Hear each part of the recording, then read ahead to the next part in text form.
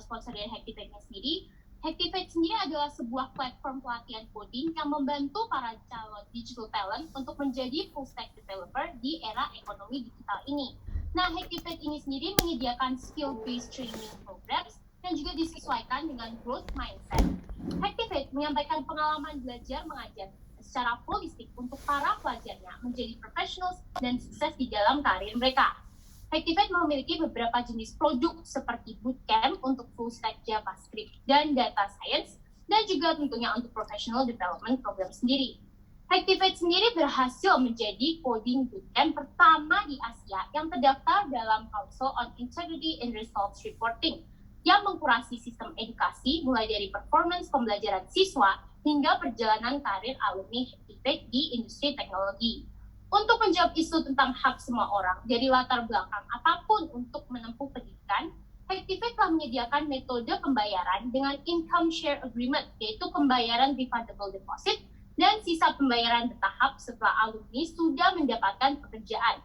Untuk mendukung percepatan perekrutan alumninya dari perusahaan ini, Hacktivate telah memiliki fasilitas career preparation bekerja sama dengan lebih dari 250 hiring partner yang siap merekrut lulusan full-time programnya. Nah, Hacktivate juga mendukung campaign Women in Tech yang mendorong para perempuan untuk bisa berkarya di bidang STEM dan ikut mengembangkan industri teknologi. Dan dengan itu, Hacktivate memiliki Women Community Tech Angel atau @techangel.id untuk memberikan wajah bagi perempuan untuk saling berdiskusi, berbagi informasi, dan terus berinovasi untuk dapat menjadi versi terbaik dirinya. Nah, tentu saja seperti yang tadi didiskusikan, di-mention oleh Kak Yoren sendiri, pada event hari ini, Fempire telah mengundang 3 leading ladies dan dari berbagai background pekerjaan, yang tentunya sudah memiliki banyak sekali pengalaman dalam networking ya di dunia kerja mereka. Ayo mari kita sambut saja. Saya ingin memperkenalkan, yang pertama kita ada Kak Alda Pramutra, Associate dari Management Consulting Firm. Yang kedua ada Kak Khush Topandasani, Venture Capital Investor. Dan last but not least, Kak Cipu Kalita, Head of Communication dari Southeast Asia. Halo kakak-kakak sekalian, boleh tolong dinyalakan kameranya supaya kita bisa melihat nih kakak-kakak hari ini. Halo. Hai semuanya. Hello everyone. Halo Kak Alda, halo Kak Cipuk, halo Kak Khush. Terima kasih sekali lagi sudah bergabung bersama kami ya. Sudah mau ngobrol-ngobrol nih bersama para Fempresses juga, berbagi ilmu kalian. Terima kasih banyak untuk itu. Sebelumnya, apa kabar nih Kak Alda, Kak Cipuk, Kak Khush? Baik. Everything is good? Yes, all good. Okay. Yes, everything is good with me as well. Thank you. Very nice. Nah, sebelum kita mungkin mulai sesi pertanyaan dan jawab, terlebih dahulu mungkin mulai dari Kak Alda, ingin memperkenalkan diri terlebih dahulu, sedikit saja background dari Kak Alda. Terima kasih. Boleh. Hi everyone, first of all makasih banyak udah dikasih kesempatan ini. I'm super excited to be here, kenalan sama kalian semua, and really excited to learn, right? Especially in regards to this topic. Mungkin sedikit perkenalan, nama saya Alda, saya ini adalah consultant di salah satu management consulting firm di McKinsey lebih tepatnya. And basically what I do adalah we basically serve clients as much as we can in understanding their problems, solving their problems juga. So that's about me. Oke, baik. Terima kasih atas introduction-nya itu Kak Alda. Berikutnya Kak Cipuk boleh tolong sedikit berbagi mengenai background Kak Cipuk sedikit. Sure. Hi everyone. Selamat siang semuanya. Senang banget bisa ada di sini barengan sama Khush dan Alda. Saya Ciplo Carlita. I've been in the communications industry for give and take 15 years. 6 tahun terakhir, sekitar hampir 6,5 tahun terakhir, aku kerja sebagai Head of Communications at Twitter for Southeast Asia. Oke, terima kasih Kak Cipuk. Silakan Kak Khush untuk memperkenalkan diri Kak Khush sedikit saja. Sure. Hi everyone. Thank you so much to the entire Fempire team for having me here today. Senang sekali bisa sharing sama Alda and Cipruk as well, who I'm meeting for the first time as well. But yeah, just a bit of intro about myself. My name is Khush. I'm actually part of the investments team at Vertex Ventures. which is one of the longest operating VCs in the region. What I do on a day-to-day basis is talk to startups, source startups, and hopefully find a good one to invest in. Just for an example, if you guys all know Grab, we were actually one of the first institutional investors of Grab back when they were still very small. So yeah, I'm out here looking for other startups that have the potential to grow as big. Oke, terima kasih banyak Kak Alda, Kak Cipuk, dan Kak Khush untuk perkenalan diri kalian masing-masing. Nah, untuk teman-teman yang hadir di sini, jangan khawatir. Apabila kalian punya pertanyaan nih untuk kakak-kakak kita hari ini, boleh ya kalian sekarang tulis saja pertanyaan kalian di kolom chat box berikut. Pada akhir sesi panelis, kita akan menanyakan pertanyaan-pertanyaan tersebut kepada kakak-kakak yang hadir di sini. Oke, mari kita mulai langsung aja. Pertanyaan pertama ini untuk semua kakak-kakak yang ada, untuk Kak Alda, Kak Cipuk, dan Kak Khush. Kita mulai dari Kak Alda dulu kali ya. Jadi Kak Alda ini nih, bagaimana sih Kak tipikal pekerjaan kakak sehari-hari itu seperti apa ya? Dan kemampuan networking skill kakak ini digunakan dalam pekerjaan sehari-hari ini seperti apa? Boleh tolong ceritakan sedikit ya Kak? Boleh, great question. Jadi buat teman-teman yang belum begitu familiar sama industry consulting, seperti yang tadi aku udah sempat bilang, kita itu we try to solve problems lah ya intinya. We try to solve problems buat organizations. Jadi kesehariannya itu banyak kan itu dibagi dua sih ya time-nya, antara meeting clients, really understanding what the problem is, trying to figure out a solution for them, but then also we try to split the time dengan discussing with my colleagues juga gitu kan, karena tentunya semua analisa apa segala macam itu kan juga datang dari a teamwork kayak gitu. So there's a lot of meetings. I think all of you know how that feels. Yeah. I think what I would love to highlight is just tying this back to the topic of networking ya. Jujur, kalau bukan karena networking, I don't think I would be where I am today. Karena honestly, networking itu super beneficial for my personal and also professional growth. Right? Jadi dengan cara misalnya networking internally, di dalam perusahaannya sendiri gitu kan ya, I did manage untuk switch roles from one to the other, and I eventually found a role that I'm super excited about. Itu pernah, terus waktu itu juga sempet banget puji Tuhan ke promote gara-gara networking juga, right? Trying to learn from other people. And I also try to network externally juga gitu, dimana belajar dari people yang more senior than I am. Contohnya ada satu kakak gitu ya, we are pretty much 12 to 13 years apart.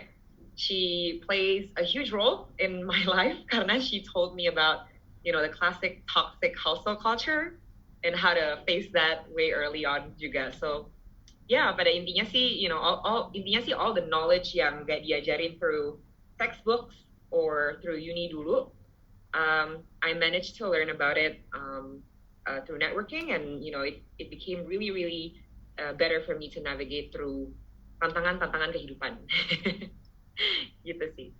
Oke, terima kasih untuk itu Kak Alda. Berarti melalui networking ini bisa juga ya Kak dalam pengembangan karir kita, dan tentunya along the way nih selama kita bertemu dengan orang-orang juga progresnya untuk kita dalam kemampuan networking kita juga berkembang seperti itu. Mungkin dari Kak Cipuk sendiri bagaimana nih Kak? I think it's very similar to what Alda has shared. So at least for the past 2 years, my typical workday usually starts with me. One of them is actually to start or to check on my to-do list first. Karena biasanya udah seharian itu udah langsung meeting boom sama dari jam 9 pagi kadang sampai jam 6 sore. Kadang nggak jarang itu bahkan juga sampai jam 9 jam 10 malam. And karena kita udah di rumah selama hampir 2 tahun terakhir, the only way for us to actually be and stay connected with other people from the office, from outside of our industry is actually virtual. Now, to answer one of your questions about how to incorporate networking skills on a day-to-day basis adalah kalau aku sih, I would say come prepared to every meeting. that you will need to attend every single day. Bisa meeting sama klien misalnya, meeting sama partner, meeting sama colleague, sama tim, sama siapapun.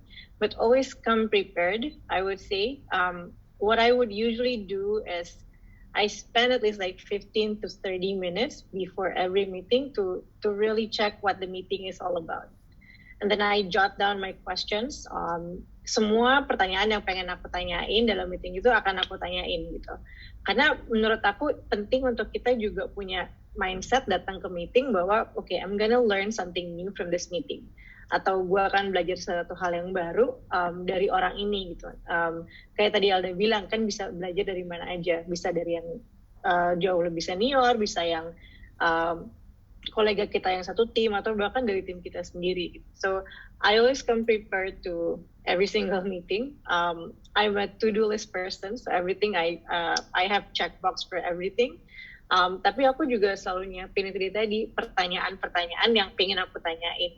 Karena it also helps me to grow professionally. So I know what's happening with other people. I know what's happening with with other departments. I know what they're doing. I think that's also a key important skill that you need to apply whenever you're at work or whenever you're not at work. Berarti memang penting ya Kak, berarti kita untuk to stay open untuk diri kita sendiri, karena because we never know, kita bisa belajar dari orang siapapun, dari meeting-meeting itu kita bisa belajar dan develop kemampuan kita masing-masing. Benar banget. Untuk Kak Khush sendiri nih, untuk Kak Khush apakah sering mempraktekkan networking skills di kehidupan karir Kak Khush? For sure. Mungkin aku bisa, sharing a little bit from the venture capital space, right? The other points have been nicely covered by Cipluk and Alda already. I guess when you're in venture capital, the backbone of, the work itself is in networking, relationship building, and it's actually a long-term game, right? Which is why you have to invest a bit of your time into fostering and nurturing the relationships that you build. Now, how do you do that in venture capital, right? Number one is definitely be part of the community. There's a definitely huge startup ecosystem that's there in Indo. There are a lot of incubators, accelerators, and I should thank Fempire as well, for having communities like this where we can share very openly. Back then, I think there were a few, but I think now with the presence of social media, it's even becoming more. And everyone has a network, right? It could start from your family, it could start from friends, it could start from more of your inner circle. And then the challenge is, how do you grow that? How do you broaden that network? Which is something that, in VC, it teaches you to basically go out of your comfort zone, talk to people from different walks of background, and being able to probably share values, opinions, perspectives as well. So there are a couple of things that you can do, right, in venture capital. For example, if you're on the founder side and you want to reach out to potential investors, like it's fine. You can just reach out to them through email. You can cold message them on LinkedIn. And someone in VC, I usually entertain at least a first conversation with these founders. So that is one way of networking that I think is very important. And people should not be shy and be more, approach. Like basically, you can approach investors. It's not as hard as it seems. And definitely from my side itself, there are a lot of stakeholders that we need to, entertain or basically foster our relationships with, right? There are founders, there are portfolio companies we work with, there are other investors as well, there are bankers, and, a lot of people in the startup ecosystem. So basically, this is something that I do on a day-to-day basis. I must agree with Alda, a lot of Zoom meetings. It has not been easy moving everything virtually. But hopefully things will progress from here, right? And yeah, that's just a bit of sharing from the VC side. Oke, terima kasih sekali Kak Khush. Oke, aku recap sedikit lagi dalam bahasa Indonesia ya Kak. Terima kasih, please bear with us, thank you. Jadi untuk sedikit recap, ini ya kita harus open ya, dan melalui komunitas-komunitas ini kita bisa loh menjalin networking skill. Dan jangan lupa kita harus berani keluar dari zona nyaman kita, dan nggak salah loh kalau misalnya kita yang approach duluan in order untuk build that networking. Oke, nah sebelum aku mau bahas nih, sebelum masa pandemi, kayaknya lama banget ya itu sebelum pandemi. Kalau dari Kak Cipluk sendiri, pernah nggak sih Kak menemukan atau mendatangi acara-acara networking gitu? Dan bagaimana cara menemukan acara-acara itu in the first place ya? Silakan Kak Cipluk. Okay, I think it has a lot to do with my line of work as a PR comms person. Jadi one of our responsibilities adalah salah satunya to pitch and to explore and find and pitch for speaking opportunities for the executives in the company. Jadi yang biasanya aku lakukan bareng sama agency partner aku adalah kita browsing, sometimes just through googling. Oke, tahun ini tuh kita ada speaking opportunities atau industry events apa aja ya, baik itu internal, dalam negeri ataupun luar negeri gitu. Karena scope aku adalah aku megang Southeast Asia, jadi aku bagi tugas sama timku juga sama agency partners. Okay, we need to decide kira-kira di satu market nih, misalkan di Indonesia ada tier 1 speaking opportunities atau industry events apa sih yang perlu kita datangi yang sesuai dengan kebutuhan dari bisnis di negara itu gitu. Jadi once we find it and then we pitch for it, hey, we have a great Twitter executives that we think would really be a great speaker for your event. Ini dia profilnya, kira-kira dia akan membawakan tema atau pointers presentationnya seperti ini gitu. Nah, momen-momen seperti ini, industry events, speaking opportunities, buat aku adalah kesempatan yang sangat baik untuk bisa building network juga.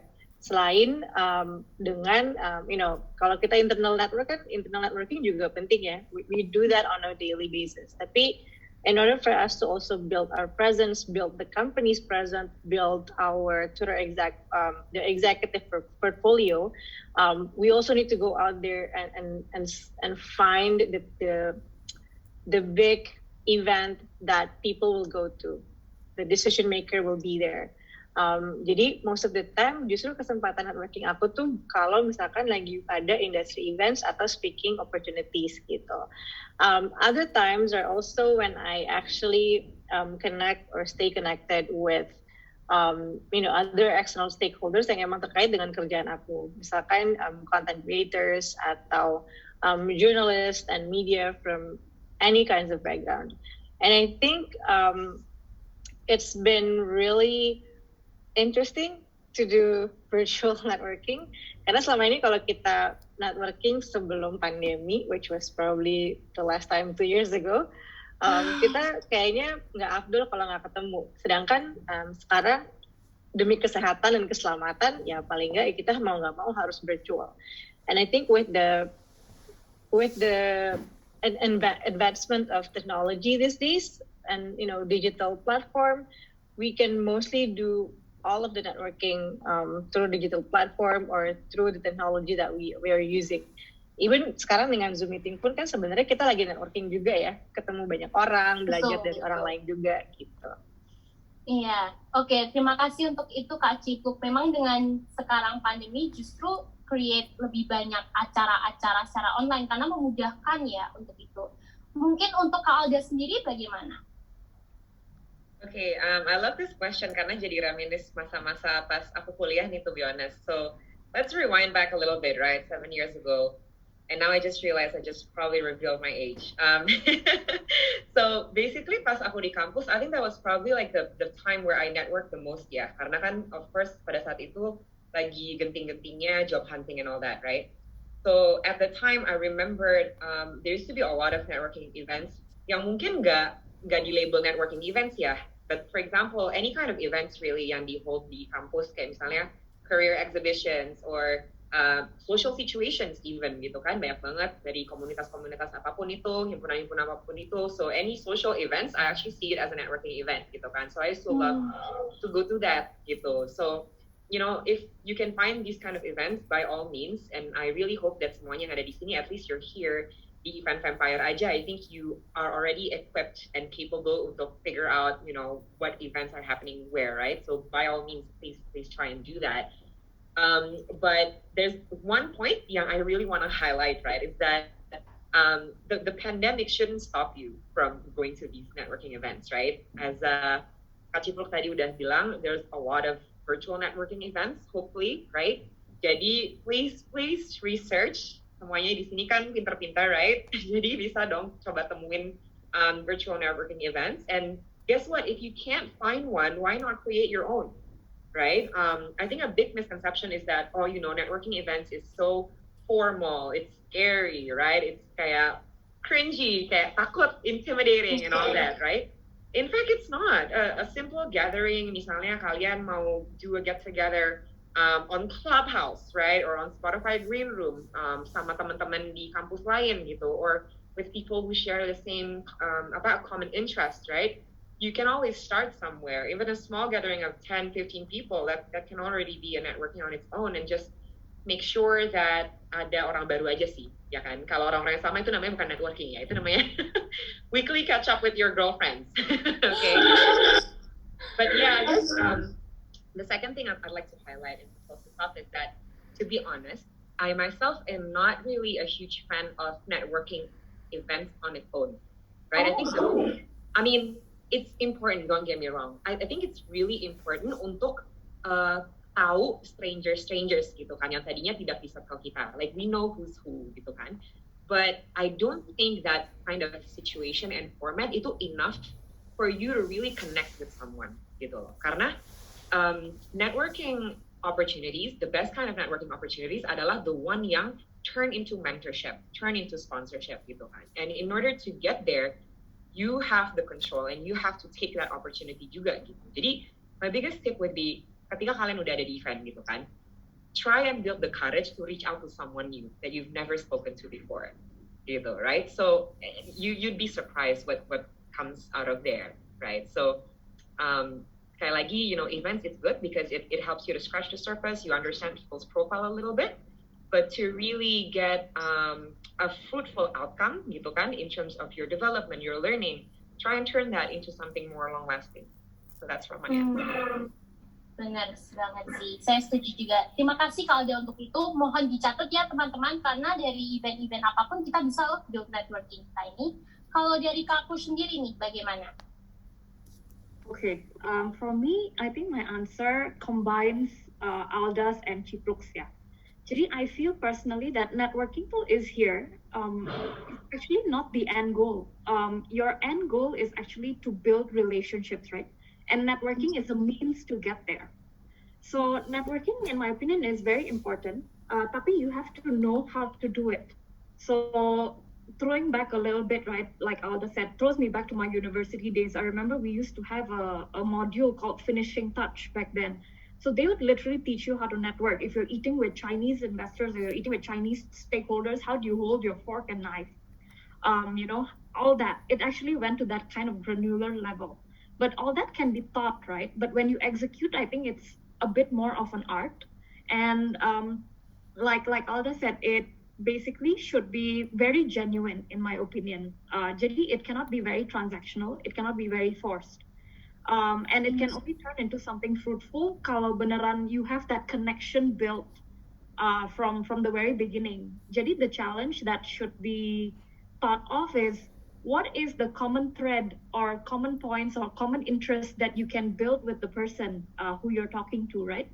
That way, you both are engaging each other, and it's a two-way conversation that value adds. Instead of kayak dari satu sisi doang, you terima doang, like you only listen to what they say, and you have nothing to add back. Kan kalau kayak gitu nggak connect, and you know it's a relationship that you can't nurture in the long term karena udah nggak connect dari awal. So I feel like some of the tips of networking is, try not to make it very transactional. Try to be as genuine as you can. And like Cipruk also said, right, try to prepare in advance on what you would like to hear from the other side. Doing a background research helps. Doing a bit of homework on checking that person's background. Maybe you can see common interests, or, misalnya the person was from banking and then I'm from banking as well. Maybe can relate from that aspect. Basically find something that you can connect to the person with. On a second level, not just on surface level, right? From Cipruk's side, she mentioned that a lot of events, industry events, are very important. Same thing in the venture capital space. I joined a month before the pandemic hit, so I still had the opportunity to go for offline events, demo days, and then after that, you can just meet the founders and ngobrol aja kayak, okay, you know what, I like your idea. Can you share me about this? Is this logicnya apa sih? Like, why did you decide to make this? But now that everything has moved to virtual, we have adjusted ourselves. Zoom is a great technology that we have, G-Meets and other networking platforms, right? And basically the takeaway is, if you all are very interested to broaden your outer circle or make second degree, third degree connections, attending such virtual events can be one step to doing it. But there are also other ways, right? Kalau misalnya mau les kaku gitu, you can probably see sports, right? If people like misalnya badminton or main tennis gitu, you can ask your friend to bring her friend. So that way there's like a snowball effect and you get to meet new people every single time. So it could be a more of a formal setting, like attending a virtual event like this, where, more passive, the person dengar, and then you can reach out to the speakers afterwards, right? Or another way is more informal, kalau like in the form of hobbies, or even grabbing a coffee, right? You change the environment, it's less formal. You bond over food. Siapa sih yang nggak bisa ngobrol kalau ada makanan? Like, everyone just bonds over food. So yeah, I guess these are just some takeaways. Oke, terima kasih sekali Kak Khush. Jadi memang penting ya, karena networking ini bukan tujuan akhir, tapi proses kita untuk menjalin sebuah hubungan networking yang genuine, yang asli, yang ikhlas, gitu ya Kak. Tentunya penting untuk kita menemukan common ground atau kesamaan ya terlebih dahulu, supaya bisa meng-engage terlebih dahulu, mengawali hubungan itu apa. Dan untuk create snowball effect, jadi kita bisa nih mengajak teman-teman kita sendiri. Jadi kita untuk meng-create more opportunities dan more people to connect with juga. Terima kasih juga untuk itu Kak Khush. Berikutnya pertanyaan untuk Kak Cipluk nih, aku mau nanya ke Kak Cipluk. Untuk Kak Cipluk sendiri nih, bagaimana sih Kak Cipluk bisa bekerja di multinational company seperti Twitter ini? Boleh silakan Kak Cipluk untuk berbagi. Okay, I think going back just a little farther for about almost 7 years ago, so I actually came across this opportunity, if I'm not mistaken, via LinkedIn. I applied twice, and then I didn't heard back for about like a couple of months. But then when I got a call from the Twitter recruiter, I didn't even realize that it was the recruiter. So, but turns out that first phone call actually the one who actually changed my life. The process itself was quite long. The interview was at least with about 8 or 10 people. And you can imagine that sometimes the interview oleh satu orang aja satu kali tuh, you have to be very focused with this person. And sometimes it's also exhausting. Not to mention this is being interviewed with 10 people, and 80% of them were non-Indonesian speakers. So they speak in English. And my job back then was actually to kind of sell myself, right? I have to convince them that, hey, hire me, I'm the best candidate out there, you won't regret me. But I think one of the key things that I would say would probably was very helpful for me to getting this job adalah kayak yang tadi aku udah bilang, aku selalu datang dengan preparation. Every time I go to a meeting, I search first for that person, even though if it means I have to take a sneak peek di LinkedIn mereka. Walaupun nanti mereka tahu bahwa I actually viewed their profile, that's fine. But always come to every meetings or this kinds of interview settings tuh harus selalu prepare gitu. Aku udah punya list of questions sendiri untuk setiap interviewerku. Jadi pertanyaannya akan selalu beda-beda. Yang aku tanyain akan selalu beda-beda tergantung dari orang ini tuh pekerjaannya apa. Misalnya, I will ask the different questions to the global head of communications, and I will also ask different questions to, say, the director of partnerships and the region. So always come prepared and just list down your questions. Tapi satu hal lain yang juga penting menurut aku adalah show genuine interest pada saat kamu berbicara dengan orang lain. Tadi Khush sudah sempat ngomong juga dan mention networking or networking skills or communicating with people doesn't have to be transactional. Kalau transactional kan ya udah kayak dia nanya, aku jawab, and then that's it, kayak zing, silent gitu ya. Tapi when it comes to networking atau you're being interviewed or you're communicating with others, always try to have questions, or always show interest. Pada saat dia ngomong, usahakan kamu lihat ke arah kamera nih kalau lagi virtual. Itu tandanya kamu mendengarkan dan memperhatikan baik-baik orang ini ngomong apa. And then always try to answer the questions by being, providing direct answer. Jangan muter-muter ya, karena biasanya kalau kita tuh orang Indonesia, kebiasaan tuh senangnya muter terus gitu ya, baru nanti terakhirnya sampai di jawaban. It's like you wanna go to Bandung, but instead of going straight from Jakarta to Bandung, you go to Bali first, and then to some other cities, and then to Bandung gitu. Jadi make sure pada saat kita berbicara dengan siapapun, mau itu lagi ada di formal settings di meeting atau lagi ngobrol catch up biasa aja dengan tim, make sure you always come prepared. Selalu datang dengan growth mindset yang ingin mempelajari sesuatu hal yang baru. Caranya ya udah bikin aja pertanyaan. This actually helps you to gain something new, to also respect the people and the people who are communicating with you, and then it will be the other way around juga. Gitu sih kalau menurut aku. Baik, terima kasih sekali Kak Cipluk. Tolong para Fempres berarti sudah mendengarkan ya dari jawaban Kak Cipluk. Berarti terutama kemampuan seperti itu bisa kita latih juga sih ya Kak Cipluk, supaya kita nggak bertele-tele dalam menjawab atau dalam menanyakan. Yeah. Itu mungkin salah satu kemampuan dari networking kali ya. Mungkin untuk Kak Cipluk sendiri, ada nggak sih Kak kemampuan networking lain yang kita perlu develop atau Kak Cipluk sendiri develop, especially bekerja di perusahaan social networking sendiri ya, seperti Twitter, seperti itu? I would say one of the things that I've seen when I start working here is being Asians, we are sometimes shying away from spotlight. Shying away ourselves from spotlight. Padahal menurut aku tuh penting banget untuk build your own presence juga through whatever that you do.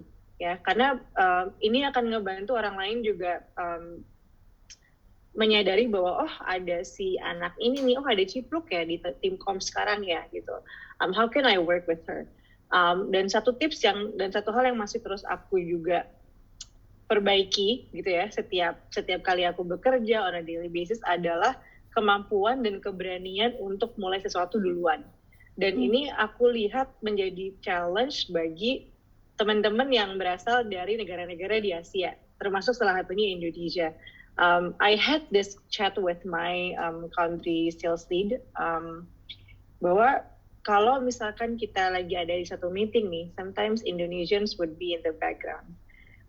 Why? Because they're sort of like afraid to say something. Karena kita most of the time mungkin waktu kita kecil dari sekolah kita diajarnya adalah okay, duduk dulu dengerin gurunya mau ngomong apa, and then kalau mau nanya lo tunjuk tangan, nanti dia akan ditunjuk gitu. Tapi pada saat kita udah bekerja masuk ke professional settings, especially in big and multinational companies, salah satunya kayak Twitter, it doesn't work that way.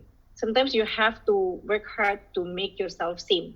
Salah satunya adalah dengan berani untuk ngomong duluan. Ada satu hal yang dikatakan sama one of the mentors that I've had on a mentoring session gitu ya. Dia bilang kalau lo nggak ngomong duluan, orang lain akan ngomong duluan. So if you have a good idea, just set it up right first. Masalah itu nanti benar atau enggak, diterima atau enggak, yang penting udah lo sampaikan kepada teman-teman di meeting. Otherwise, who knows, other people will actually be the one who's sharing their ideas, dan ternyata mungkin idenya sebenarnya sama, tapi kebetulan aja dia nyampainya duluan gitu. So it's very important for you to have and to build the confidence to say something first.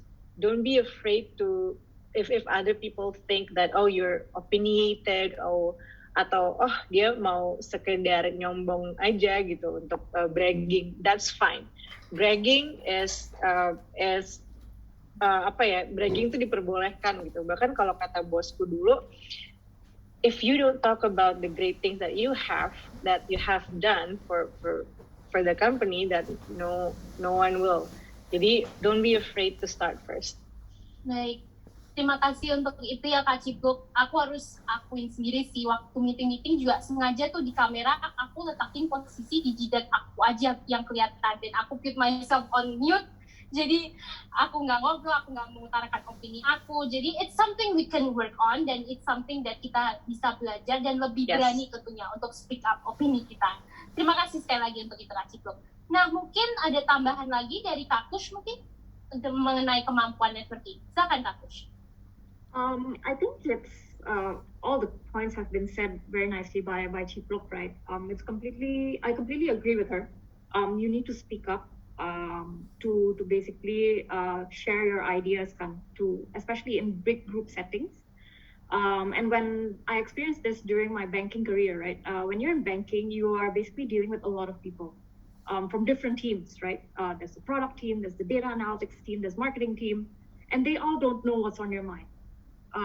And one thing that's very important is your communication skills. How do you project manage a certain project and basically align everyone's interests to get the final outcome that you want, right? So communication skills is definitely very important. Probably can add a little bit on how do you develop the confidence during networking, right? It does not happen overnight. It's something that you need to build on, right? And some of the tips and tricks that I can think about is, number one, run by your ideas or questions with your friend, for example. And, allow them to critique you, give you inputs, insights on what is it that, you can improve on. If you answer something well, automatically your confidence boosts, right? You become more confident. It's like, okay, jawaban gue bener. And, it adds value as well. Jadi nggak ngaco. And so running through your thought process, thinking with a friend or so would help, definitely. And practice, right? Practice makes perfect. It's an old line that I actually live by. It may sound very funny, but if you do have some presentations to make or give a talk, for example, learn to practice. You basically know what you need to improve or work on when you practice, right? You can practice with a friend. You can look in the mirror if you have no time to practice with friends. Definitely would help build in your confidence as well. And the more you do it, the more talks you give, the more presentations you do, the more comfortable you will be, which brings back to my first point, right? It does not happen overnight. It progresses as and when you move forward. Yeah. Oke, siap. Terima kasih Kak Khush untuk itu. Sekarang kita beralih ke Kak Alda nih. Nah, Kak Alda sudah bekerja di perusahaan McKinsey ini selama hampir 7 tahun ya Kak. Kalau Kak Alda sendiri nih, ada nggak sih Kak mungkin indikator yang Kakak gunakan untuk keep up, untuk tahu seberapa berkembangnya kemampuan networking Kak Alda sendiri? Kemampuan networking ya, this is very intangible sih ya, kemampuan networking, but I think it's definitely points yang tadi udah disebutin sama Kak Cipluk sama Kak Khush ya. Jadi in terms of the level of confidence that you have juga gitu kan, before even reaching out to people, or misalnya kita lagi ada di meeting, maybe if I can tie it to my role gitu kan ya, it's very, very scary ya kalau bisa sedikit self-reflect the first time I joined consulting. Karena kan waktu itu, jadi sebagai junior colleagues, typically we're expected untuk kayak langsung, ya udah dicemplungin aja gitu kan, kayak present this slide to the CEO gitu kan, nggak pakai di prep dulu, atau nggak pakai di brief dulu, nggak pakai di train dulu. So it was really, really scary, meeting all these new people, kadang-kadang, especially in our case, kita kan going from one project to the other almost every 3-4 months gitu kan. So it was really overwhelming, to be honest, kayak my first year. Soalnya kan, okay, it's like it takes some time to know people gitu kan, and then once you feel like you're comfortable, tiba-tiba toto dipindahin project ada, and then ketemu lagi orang baru. So I guess when it comes to how evolving my skills are, itu takarannya ngelihatnya dari my confidence in myself juga sih gitu kan. Jadi itu yang pertama, how do I feel gitu loh sebelum even reaching out to people, sebelum entering a room full of strangers gitu kan, sebelum interacting and shaking hands with people yang much more senior. So on my first year I was terrified, deg-degan terus gitu kan. But I guess fast forward a couple of years dengan all the tips and learnings from my mentors, my sponsors, I do find myself calmer, at least, right? In tackling, in battling that self-doubt. One of my most favorite topic as women, ya kan? So I guess that's satu takaran kali ya, in terms of like my confidence level. Nah, the other thing yang maybe I would like to highlight adalah be very conscious in terms of whether or not the objective of your interaction itu tuh met atau enggak sih gitu. So I don't care what it is ya, misalnya this can be a meeting, this can be an interaction, it can be a mentoring session, whatever it is, interaksi apapun deh sama kita sama lawan bicara kita gitu kan. Are we sharp in terms of our objective yang mau kita communicate across tuh nyampe apa enggak sih gitu kan? Se-efficient apa sih communication kita gitu kan? I think that can be a really good one as well. Dan in terms of the objective of that interaction juga bisa including do we get that person to do as what we want them to do gitu. Kayak misalnya, you know, when it comes to networking, come with an intention, right? Apa sih yang you want to get out of that networking session kan? Is it kayak misalnya in my younger years, in my earlier workforce years, itu tuh lebih ke kayak I want to learn this topic from this someone gitu ya misalnya. Ya udah, at the end of that networking session, is that ticked off gitu kan? Do you actually learn something? Or misalnya it could be something yang more tangible. Jadi misalnya you want that person to connect you to someone else gitu kan? Are they willing to do that gitu misalnya? So the more I cannot stress enough tadi yang udah digarisbawahi sama Kak Cipluk sama Kak Khush bahwa practice makes perfect. Even if not perfect, it definitely makes you better than the previous times. So the more you do it, coba diukur aja, self-reflect a lot. It's an amazing skill, that thing, right? So apakah itu tercapai atau enggak? I think typically that's what I try to do sih. Oke, terima kasih Kak Alda untuk itu. Berarti memang intensi kita harus di-set straight ya. Intensi kita itu apa, dan tentunya konteks material yang kita sampaikan, apa yang kita mau inginkan dari networking ini harus jelas ya Kak. Karena komunikasinya kita juga harus jelas untuk bisa mencapai tujuan kita dari networking itu. Nah, kembali ke Kak Cipluk nih. Kita masih, kebaikan diri kita masih bingung nih Kak, gimana caranya sih kita merepresentasikan diri kita di dalam professional setting gitu ya, misalkan dalam work event, gala dinner seperti itu, kita gimana sih Kak nih cara merepresentasikan diri kita?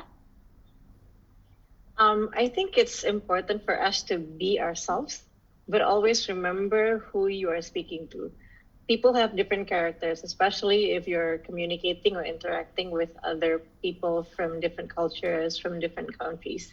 And I always try to put myself in the middle of being formal and semi-formal, or you can say being assertive. It helps me to stay true to my characters, but also at the same time being respected among my peers in the office, or also being respectful to the person who I am communicating with. One thing to note is, I think again, I'm going to stress this out. Don't be afraid to be, to show the true you, to show that that you're not afraid of speaking up, to show that you are not afraid of saying no. Again, I've seen this often, being Asian or Indonesians, we sometimes just say yes to many things. Mungkin karena kita di dalam diri kita tuh kayak tanpa sadar kita tuh kayak nggak pengen menyanggah apa yang diomongin orang gitu ya, apa yang disampaikan orang lain, karena mungkin kita mikirnya takut dianggap gak sopan, atau takut dianggap kalau mikirnya gitu sih kok beda sih sama the usual norm gitu ya. Tapi again, don't be afraid to say no and to be firm of what you believe in. This will make people also learn to work with you and also learn a little bit about yourself. Remember that in work setting or in professional setting, it's not just us who need to learn on how to work with other people, but it also applies to the other people. They also need to learn how to work with us. It's not a transactional kind of settings, but it should be two-way communications. That should be, everything that we do should also be done by the other people that we are working with. So again, the same thing applies to your office mates, your colleagues. They need to learn on how to work with us. So, and I think one of the ways for them to know that is by us being true to ourselves, including if we need to say no to a lot of things, or including if we have to be more, we have to speak up on so many professional settings. Oke, baik. Terima kasih ya untuk itu Kak Cipuk. Aduh, habis ini aku mau nyatet sendiri nih semua jawaban-jawaban dari Kak Alda, Kak Cipuk, dan Kak Khush because it's so enlightening ya. Oke, kita pertanyaan terakhir dari aku untuk Kak Alda sendiri nih. Nah, dengar-dengar Kak Alda ini seorang podcast content creator ya Kak, selain dari pekerjaan sendiri Kak Alda. Boleh tolong bagi nggak sih Kak gimana Kakak bisa time management mengenai dua karir Kakak itu? Terima kasih. Kakak. Sure. I'm definitely belum expert ya. Aspiring, yes, aspiring. Jadi mungkin yang belum tahu, aku emang berusaha untuk, being part of the women empowerment movement juga di Indo, sama-sama Fempire juga kan, lewat podcast Kartini Masa Kini. You can find it on Spotify. And sedikit konteks aja, right? It's kind of funny because the podcast was actually a byproduct of the pandemic juga for me to maintain my energy ya. Karena I am an extreme extrovert, ya kan? Jadi, if I can go out during the pandemic, ya udah mendingan I release my energy somehow gitu kan. Mending ya udah talk to other people online or at least talk to myself. Gitu kan? So I needed to let it out. And it quickly evolved into a passion in me. I do it because I can exercise my passion di mentoring and coaching gitu kan, minimal supaya our younger sisters can learn from the more senior people that I interview as guests gitu kan ya. So anyway, let me shift away from selling that podcast. To answer your question, how do I manage busy work while also being an aspiring educational content creator? I can think of 4 things ya. Jadi yang pertama itu, I try to first set my priorities straight, okay? For me, work will still always kind of come first, and then right now, podcast second, right? Unless podcasting generates money and can replace my work, I will put work as priority dulu because a girl needs to eat, okay, and feed her family. Then the second thing is to set realistic goals. Jadi ini cerita lucunya adalah dulu aku sempat kiasu gitu, kayak sempat apa sih bahasanya ambi gitu, karena the first time I try to do it, I was like, okay, I'm gonna launch like 1 episode per week, ambi banget, right? I don't do that right now, karena sulit ya. So what I'm saying is set realistic goals for myself, gitu kan, do it when I can, depending on my own pace and my own capacity, biar nggak toxic amat lah hustlingnya, gitu kan. So even if it means doing one interview every 2-3 weeks or even 1 a month, yang penting it's sustainable, right? That's what I try to do. The third thing that I do though is trying to set clear boundaries to balance as much as I can. Karena gini loh, kerjaan itu tuh nggak akan pernah kelar, ya kan? Nggak akan pernah kelar, okay? I don't care if you're already in the workforce or kalian masih di kampus and trying to study something, you will never ever be able to stop studying. Ya kan, kalau nggak diberhentiin diri sendiri. Jadi, I actually try to be strict with myself in stopping myself from working, like it is a conscious effort. And itu susah banget, gitu kan. Especially when you're trying to prove other people wrong, which is wrong by the way, and you're trying to prove to yourself that you can do this and that. Biasalah ya, kalian semua di sini mungkin overachiever, ya kan? We're all guilty of that. But what I realized recently adalah podcasting itu tuh juga another way for me to improve my mental health and to balance my energy levels gitu kan. So being very strict in terms of kapan kelarnya kapan to actually do podcast. Dulunya kalau misalnya aku pikir these kinds of things itu kayak slacking off, it means that I'm not productive. No, like in fact it's pretty much the other way around. I feel like when I do these things, like engaging with all of you here, like this made my Sunday, right? And I feel like fresher to try Monday besok gitu kan. So that's that. And then last but not least, just to close this off, is working efficiently or working smart, I think is the more familiar term, is super helpful juga kan ya. Jadi kayak misalnya at work, I try to work smart dengan cara being very agile gitu kan ya. I try not to be too perfect when it comes to creating presentation slides gitu kan. Yang penting kliennya udah happy atau belum, kliennya udah nangkap atau belum, did they understand what we need to do together, udah cukup gitu. Presentation slides itu you cannot never perfect it enough, okay? Like you want to change the color of box, kayak shade-nya yang penting kalau ini, like no, stop it, okay? That's ridiculous. Yang penting kontennya udah kecapai, udah leave it, right? And then when it comes to the podcasting content itself, I try to still learn about this, but I find that misalnya if I do planning the content ahead, gitu kan, and then misalnya batch content making. So the most recent example was when I had a 2 weeks vacation.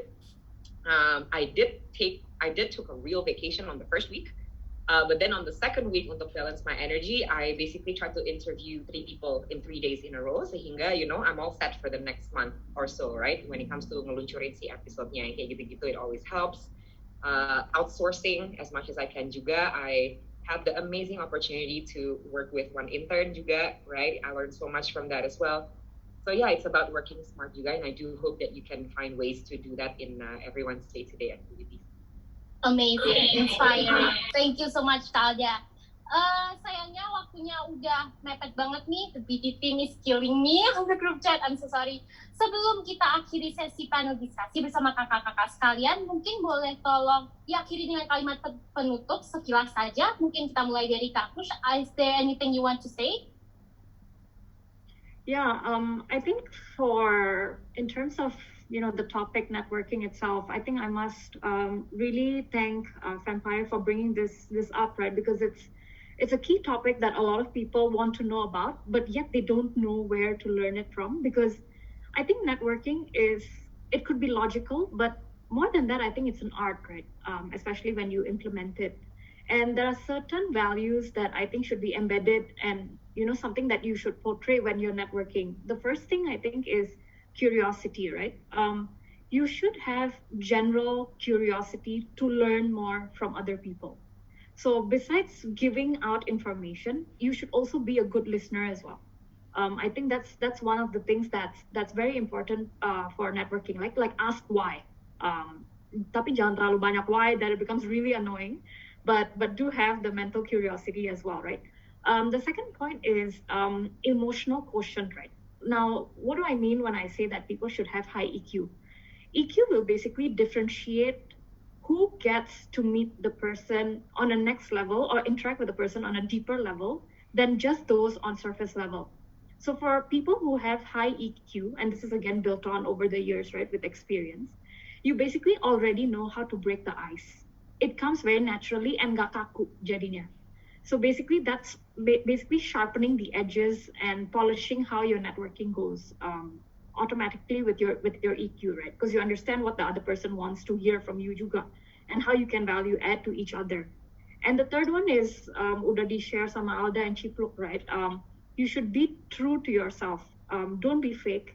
Be very genuine in your intention as well. And hopefully it's a win-win for both the parties or the parties that you talk to. I think itu aja sih takeaway-nya from my side. Thank you, Kak Khush. Mungkin dari Kak Cipluk dan Kak Alda ada yang mau ditambahkan? Okay, I can go first. Maybe I think when it comes to networking, I think there are two things that you need to remember. One, it starts with you. Make time to stay connected with the people who are close to you. It can be your colleagues, your families, and friends, and also make time to make new connections, to meet new people, to learn something new. Again, the technology is available, and it's making it easier for us to stay connected or to network with other people, even though it's just virtually. Sometimes a simple hi through social media, for example, can actually generate a longer conversation and helps you to stay connected with others. You just have to make the time. So it starts with you. And then the second would be always come with the growth mindset, or always come with a mindset that I will learn something new from this person or from these people today. So that way you will be more energized when you're networking with people, when you are meeting with these people, and this also actually helps you to stay connected during the whole conversations. Okay, so I think my tips are for, when in regards to networking, again, it starts with you. Just make the time. And then the second one, always come with a growth mindset or always wanting to know more or learning something new. Terima kasih banyak Kak Cipuk. Dari Kak Alda sendiri, ada yang mau ditambahkan sedikit? Yes, I want to amplify message-nya Kak Cipluk tadi ya. It starts with you, so please remember that you have the power untuk benar-benar crafting your personal dan professional journey dari sekarang, right? Jangan nunggu lulus baru networking, jangan nunggu nggak happy sama kerjaan yang sekarang baru networking, okay? Start networking, and to make this very tactical, mungkin ini buat teman-teman yang belum lulus kali ya. You can work backwards, by the way, right? Jadi kayak misalnya networking seems very overwhelming, terus kayak bingung ngomongin apa, reach out ke siapa, bla bla bla. My advice would be to banyak-banyakin experiences and misalnya internship or marketing experiences, all of those things, right? So think about employer yang kalian tuh pengen kerja for, itu tuh what are they looking for gitu kan? Biasanya kan mereka butuh hard skills sama soft skills. Nah, hard skills itu tuh biasanya if you're lucky udah ke-cover sama your degree, ya kan? But soft skills you can only sharpen through your experiences. Nah, experiences inilah yang you get through new opportunities, gitu kan, caranya networking. So, just to highlight juga tuh misalnya, where do you start from? You can start by looking at, just be conscious and try to map out stakeholder di sekitar kita, gitu kan. Kayak misalnya yang pertama tuh tentunya your immediate circle, your classmate, your colleagues, your professors, and don't forget dormant connections juga, right? By dormant we mean teman kita dulu terus kayak udah lama nggak connect lagi, misalnya teman SMA or SMP, right? For your cases. So immediate circle is one, and then second degree people, right? Teman kalian itu pasti punya teman lain dong, ya kan? Unless you know everybody that teman kalian kenal kan nggak mungkin, right? So get them to connect you to someone else, right? And last but not least, jangan lupa ada complete strangers. You live in this world with I don't know how many people there are in this earth, right? Kayak, go to offline events, use social media, just start reaching out. So I think that would be my last request, right? Try to build the courage untuk networking. More often than not, you feel kayak, aduh nggak enak, what if I sound stupid gitu kan? No. When you reach out to people feel super flattered because they feel like you feel they can help you. So yeah, start networking dari sekarang. Oke, terima kasih untuk kalimat penutup dari Kak Alda, Kak Cipuk, dan Kak Khush. Tentunya pembahasan kita udah banyak ya variasi, mulai dari indikator, dan bagaimana pendekatan kita dalam memulai networking, acara-acara yang bisa kita temukan, komunitas-komunitas yang bisa kita masuki untuk membangun networking. Nah, berikutnya kita punya pertanyaan nih kakak-kakak dari salah satu partisipan kita. Namanya ini Samuel. Halo kakak-kakak, aku final year student dan it is learning the nooks and cranny of networking. Any tips on networking through LinkedIn? And do you guys think it is a great idea to cold message people on LinkedIn? Thank you so much. Mungkin dari Kak Khush atau Kak Cipuk, Kak Alda, silakan menjawab. Maybe I can start, right? Thank you, Sanmu, for the question. I feel LinkedIn is a great media tool to broaden like professional network, in addition to your other social media channels, right? Like Twitter or probably Instagram or Facebook, right? LinkedIn basically supports cold messages, and it is less intrusive in my opinion. So definitely when you want to add someone, if you want to learn, for example, like I'm in VC, I have had students reach out to me on LinkedIn and adding a note. So you can cold message someone, but add a genuine note on what you're trying to get out of the person, right? So they're like aware as well. Misalnya, I'll tell you something that's very different here in how I react when people cold LinkedIn message me. There's one person who I don't know, it's a third degree connection or even no mutuals at all. They add you randomly on LinkedIn. Okay, I will consider, accept or not. But if someone makes the effort to add a note, like, hi Khush, saw your profile, would love to connect to learn more about VC, would you be keen to have a chat for 30 minutes or so? Now, I appreciate the effort that they're making because they actually saw my profile and attempted to write a note to reach out to me. So which one am I most likely to accept, right? Definitely the one with the note. So I guess it is less intrusive, and I guess it is a way definitely to reach out to people who are outside your network. For me personally, I would entertain such conversations, and I have, because I like mentoring people and juniors who want to enter the banking industry or VC. I do chat with them and sort of understand where they are, what do they want to do, what is the career path, and what's the path to achieving that end goal of theirs, right? Jadi boleh. Long story short, yes, you can reach out to people on LinkedIn, but just know the way how to. Oke, terima kasih ya untuk itu Kak Khush. Semoga itu bisa menjawab pertanyaan kamu ya Samuel. Nah, next kita ada pertanyaan lagi nih Kak, dari Listi. Being female in a male-dominated workplace, and when we are trying to build network with them, have you ever been underestimated only because you're a girl, and how did you overcome with that? Mungkin Kak Alda bisa memulai menjawab pertanyaan ini. Can answer this one. I had a feeling you would ask me to answer this one. Sure, with pleasure. And please stop me, right, kalau aku udah mulai terlalu excited about sharing these stories. So for context, I consider myself a female in a male-dominated industry in a sense that for the Jakarta office, kalau di McKinsey, kita memang serving banyak oil and gas and energy clients ya. Jadi aku udah lumayan sering di-send ke remote areas, working with mining clients. I'm literally the only woman in the room. So it can be really, really, intimidating juga gitu kan ya. But my advice would still be kayak yang pertama, own who you are, number one, right? There's nothing wrong with being a woman. You should in fact embrace it gitu kan ya. Own who you are, jangan sedih, right? And use it to your advantage gitu. What I mean by that adalah, statistically speaking, research also tells us that banyak banget in terms of the qualities young women can bring in terms of leadership, right? In terms of the way we work juga. For example, we can be more empathetic, right? Which means that we tend to be able to listen to people more and understand underlying mindset and behavior orang-orang tuh kayak gimana, right? So use that to your advantage is typically my top tip, right? And this is of course alongside of being very prepared in terms of your content, right?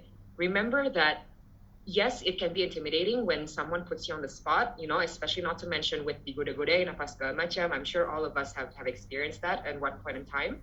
And let's not get there, itu kayaknya a whole different session altogether. But what I want to highlight adalah, if you hold to your merit strongly, right? Focus on content, focus on your expertise. The more prepared you are for any kind of interaction, focus on your key messages. Your discomfort in thinking about, being so self-conscious apa segala macam, it tends to go away. Gitu.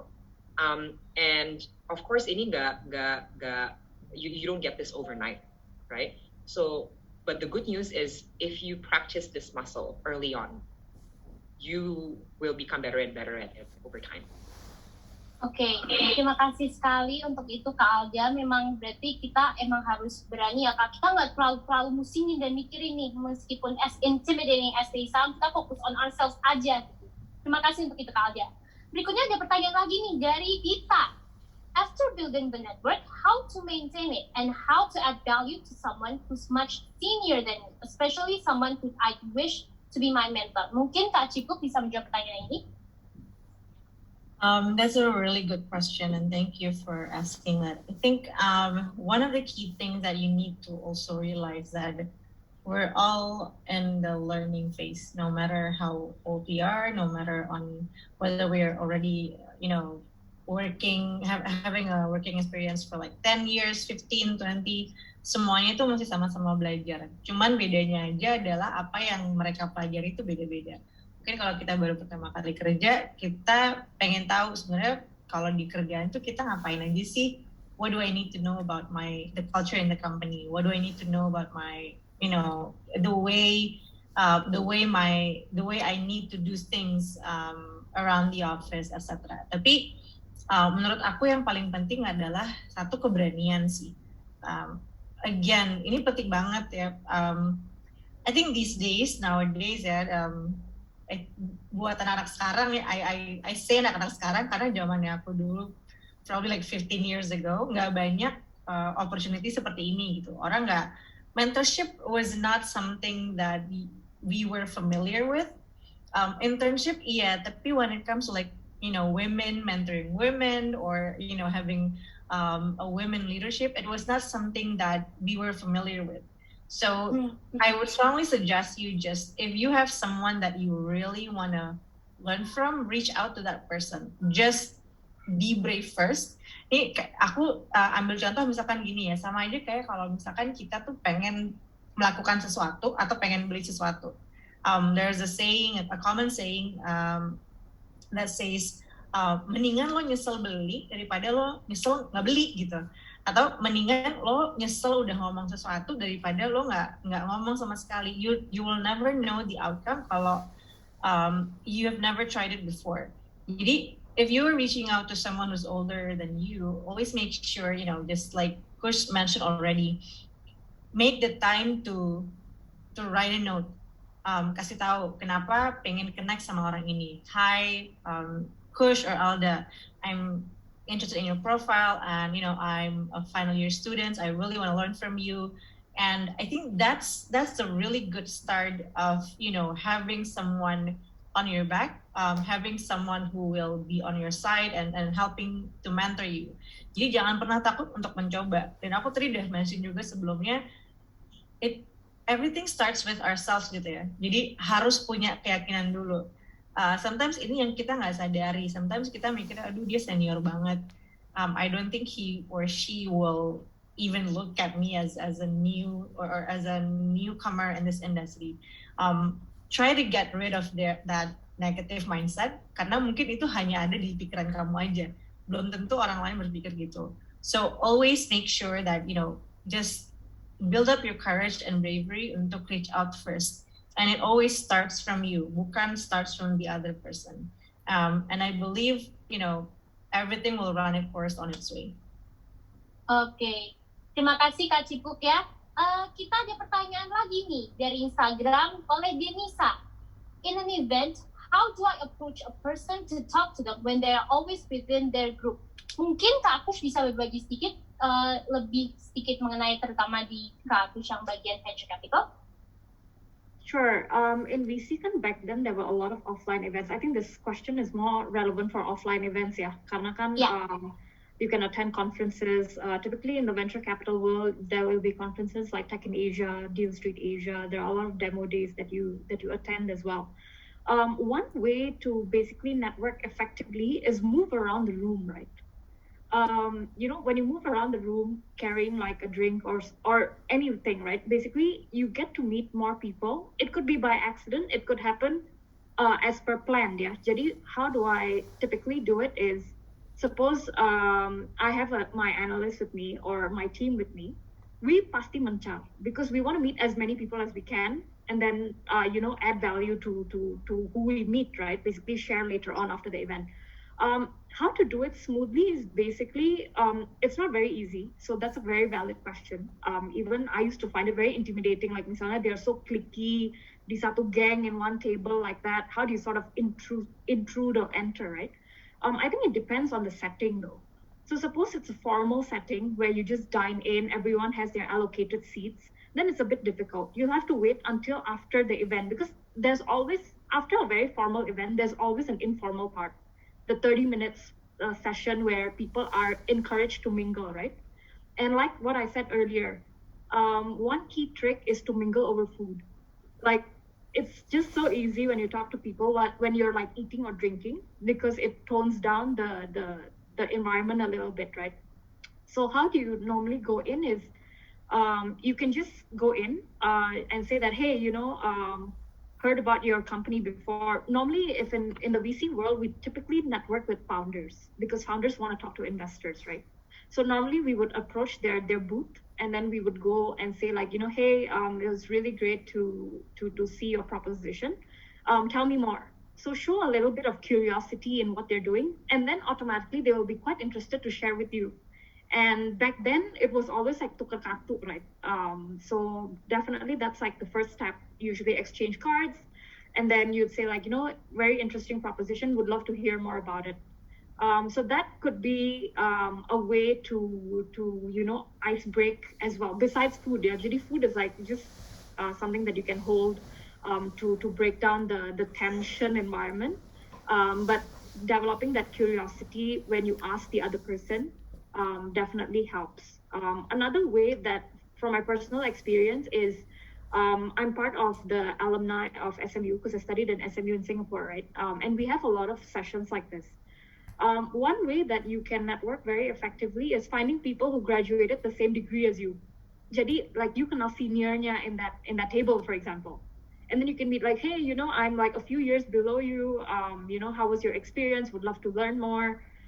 You're already working in, say, like a private equity now. Would love to learn more. I'm from venture capital. Jadi you just find that common thread, kalau bisa. And I agree with you. It's easier said than done. But I guess with experience and going to more events, you will be more comfortable and can polish the rough edges lah. Ya.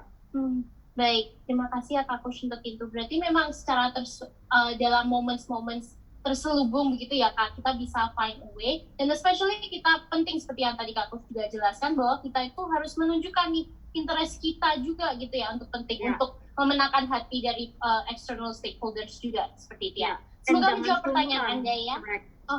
And jangan sungkan. It's exactly like what Cipluk has been mentioning. Like, be brave enough to even go forward to that table, right? It's better you feel like, oh my God, I just went to that table and spoke to this person, instead of like, oh my God, I really wanted to talk to her, tapi nggak berani. It's better to make the move forward than hold back. Okay, thank you so much for that, Kak Khush. Okay, jadi ini final questions nih dari para participants kita yang hadir di sini. As an extrovert, I'm not a stranger to talking. But sometimes when I network, I am insecure about being too annoying. What's your advice on overcoming this? Ini dari Yorin. Thank you for the question, Yorin. Mungkin mulai dari Kak Alda, boleh menjawab? Okay, this is a tough question ya, karena definisi annoying itu apa ya? But I'm just gonna assume the definition of annoying as apa ya? I can't think of anything. In the context of networking, mungkin if you keep on nagging gitu kali ya. If you keep on nagging and asking kayak, hey, can we meet? Without any context kali ya. I'm just gonna assume that's the case ya. I guess stick to the principles sama the steps yang tadi Kak Cipluk, Kak Khush sama I personally have shared juga. Focus on your intention and make sure that you understand fully that networking itu goes both ways gitu, right? Like networking should be like a discussion gitu. It shouldn't be dari kitanya, taking all the things juga dari mereka, but you also need to remember that you can add value juga gitu loh when it comes to networking, right? Nah, let's say we talk about the very first step di mana kalian pengen baru mau reach out nih sama complete stranger, right? Let's make it extreme. Yang pertama, try and identify dulu and make sure that the person that you're reaching out to itu tuh does it serve your purpose gitu, right? Because you cannot network with everybody in this world, like it's limitless, right? But be sure you're also smart in terms of who you choose to network with and kenapa gitu, right? Surely you have an objective dong, you have an outcome, a desired outcome in mind gitu kan ya.